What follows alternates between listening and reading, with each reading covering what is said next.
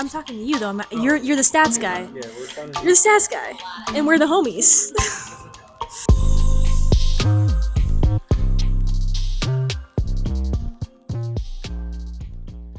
What is up, homies? If you watch our last video, you'll know that this is right after. This is right after. Same shirts and everything. Same shirt. We didn't even change our shirts. No illusion. Dude. We should change. Do you have shirts? No, I'm just kidding. Okay, so we're looking at NBA. Oh, you do have this shirt. Could be matchies. Anyway, we're looking at NBA payroll, and by the way, all these numbers are in millions. In case it wasn't clear, but yeah, because NBA big ballers, you know what I mean? They talk millies. They don't talk Ks. Anyways, so the least amount of money that was spent on an NBA roster last year was 132.6 million. The max was, who was that? I don't know. I should. The max was 209.4 million. Who was that? Don't know. The mean was 165.4 million, and I know this one's all the teams. I mean, mean does mean average. So it does. It doesn't, in fact, mean average. So kind of smack in the middle. Well, that makes a lot of sense. But also, I thought that it was going to be like a lot of variance. No, I thought it was going to be tight. I thought it was going to be like 170 to 200. But there is a ton of variance here. There is a $70 million gap. $75 million gap between last and first. I did not realize that. I thought that it was more of a even playing field. It is not. Yeah, it's a really interesting concept, which is why I wanted you to look into it, because I know it was a year or two ago I looked into just like the cap and how the cap worked, and obviously there's been some restructuring of the aprons and stuff now, so that's got some influence here, and luxury tax, all that good stuff.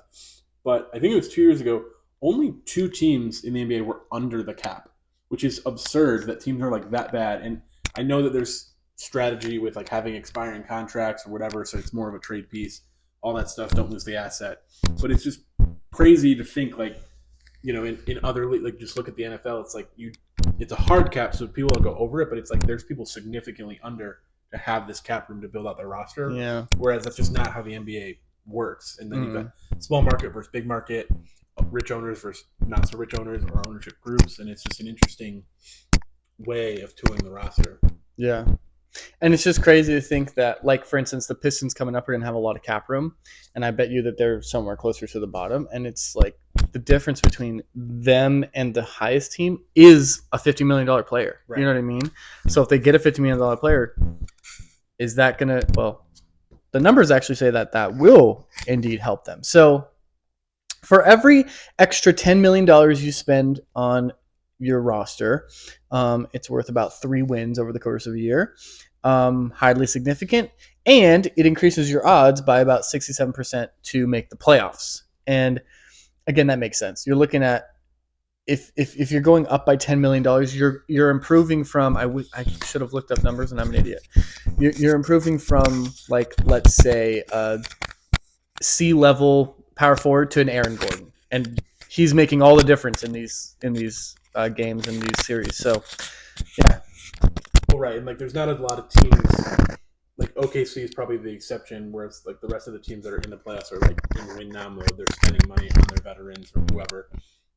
These expensive contracts. It's not like most of the younger teams that have the cheaper rosters are not good yet. Right. So it does make sense in terms of just the playoff percentage. Yeah. The more you spend. And there's a couple teams that come to mind right now. OKC is one of them, and the Timberwolves, who are in this weird spot where they're actually not paying. I mean, they're paying Cat, but they're not paying Anthony Edwards the way he should be right now. Right. They're ahead of schedule. They're way ahead of schedule, and OKC is in the same boat, and so it's like they have lightning in a bottle, and OKC unfortunately is no longer in the playoffs. No longer with us. But the T-Wolves are looking great. They might break the mold of this because they don't have to pay their good players, even though that player might be worth more. Yeah. Yeah, they'll have an interesting decision coming up with Cat versus Rudy versus Ant. Once again, it needs to get paid, but at the same time, they, like you said, lightning in a bottle. They're ahead of schedule, which it's crazy looking back at the Rudy contract or the trade. Oh yeah, how our perception has changed. It's like it still was crazy, but it's at least working. Like it both can be true. Yes.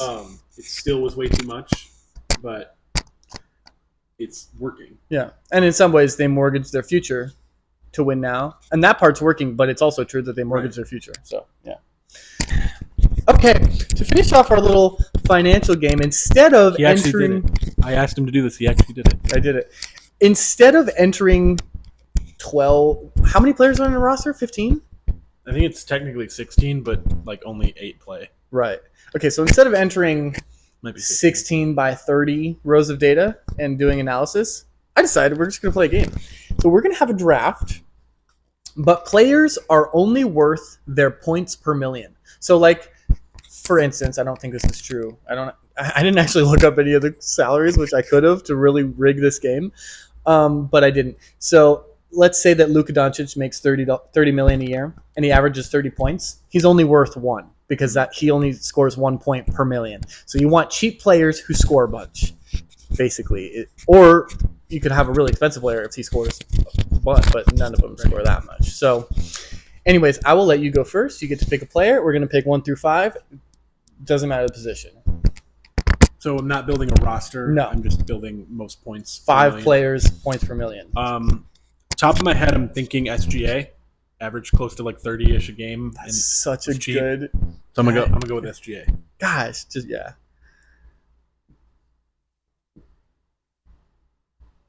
That's a really good one.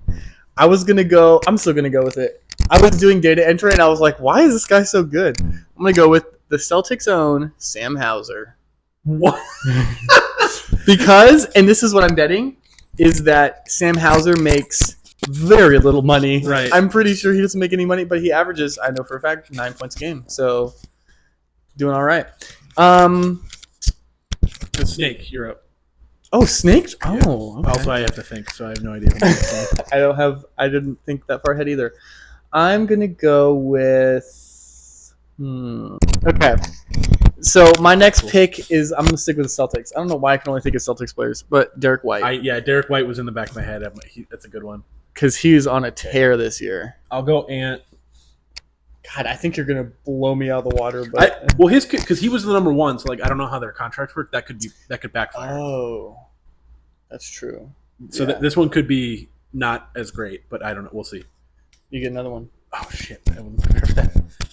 Can we swear on this? I don't remember. Yeah, you can. Shit. Okay, well, chill out a little bit. Trying to think of like, deep cut. Kobe White.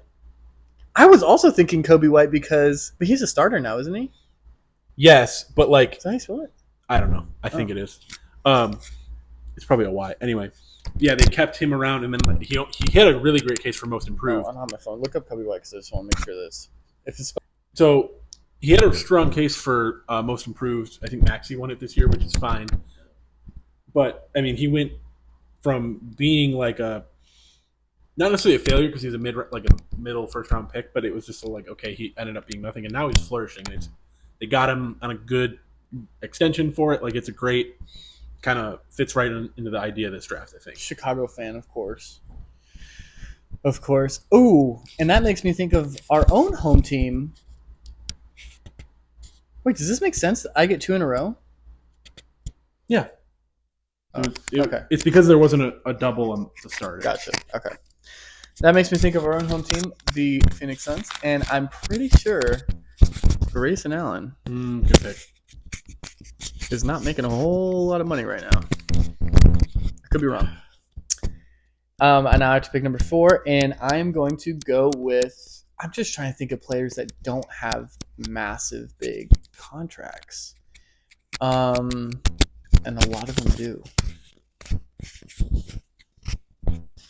Well, that's the thing too. Is like there's so many if you're on your second contract and you're good, you're making 30 to 50 million.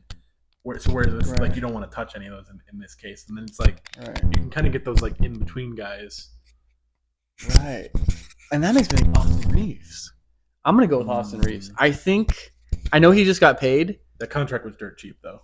That's what I'm saying. Okay.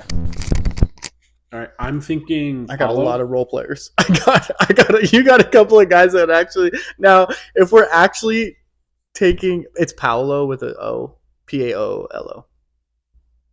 Beautiful. Not trying to draw a dick here, but It is what it is. Paolo. Okay, if we're playing basketball, your team is kicking the shit out of my team. But for the purposes of this game, I think I might be all right. Yeah. Okay, Paolo, and then your final pick. I keep thinking only one player, and then I don't know what to do. I know. The young guy trend. Good old Scotty. Scotty Burns. Like it. Love it. Gotta have it. That's a good one. Okay, so I have two names in my head that I want to go with. And We can do an honorable mention. I don't have one, but you can do one. Wemby. Yeah. He's on his rookie deal. Uh-huh. I don't think he averages a ton of points. That's why I'm thinking maybe not. I think he's in the low 20s. But I think that the contract might even it out. But I don't know. So I'm thinking either Wemby or the one I'm going to go with is I just had it in my head. What is his name? I just fucking had it. Damn it. Hold on, let me think. Go back through all my What team? That's what I'm trying to think of right now. It's team. Jalen Brunson? Yeah. Is he getting paid a lot? I thought he got a good deal. He did? To leave and go to the Knicks. I don't think it was like max level. I don't think it was max level either. But my other one I was thinking was Dante DiVincenzo. Probably a good one. But I think, he came from the Warriors. I think they were paying him, and I think that the Knicks just took that contract on. And the Warriors are not afraid to pay you. Right.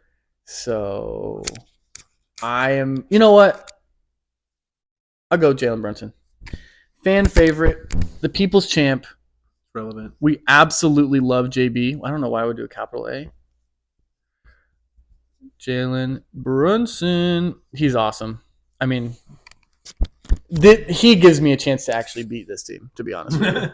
So now here are the results. Shocker, I lost. Again. Greg lost, except that Greg That's a lot closer. It was a lot closer than we thought. So the final score 9.6 to 8.9. I won.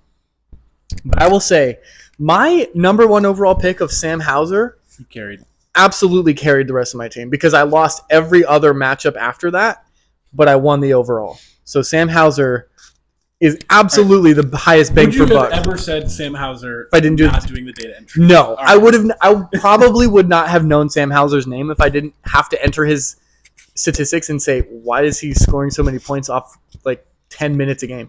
It's also probably the only thing he's ever been drafted number one for. But wow.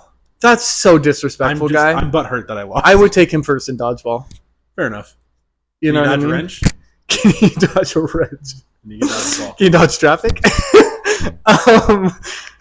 So, Sam Hauser, thank you. You carried my team. You're a beautiful player, my friend. Greg, thoughts? Scotty Barnes, nice. You got a lot of white going on. Mm-hmm. Kobe better than Derek, I will say.